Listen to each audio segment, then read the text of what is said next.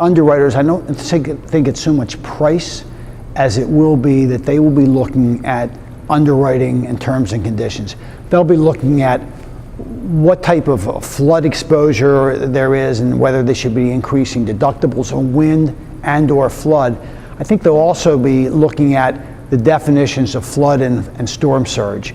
Depending on how a policy is worded, sometimes wind will include storm surge. And in this case, that would be a particularly expensive loss for an underwriter. And they may try to separate those items out, which would require a higher purchase of flood insurance. Most of the loss under Sandy and Hurricane Sandy relative to New York and New Jersey was storm surge.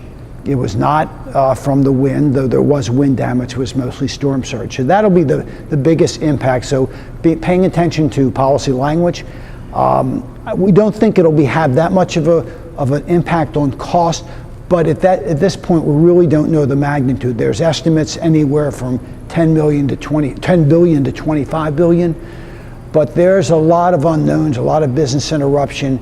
And there are some outliers that would say that the losses could be pushing $40 or $50 billion from an insured standpoint.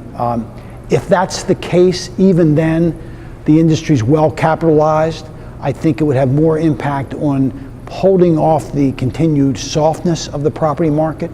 I think it would have some pushback there, but it is not going to be a devastating event for the industry in total.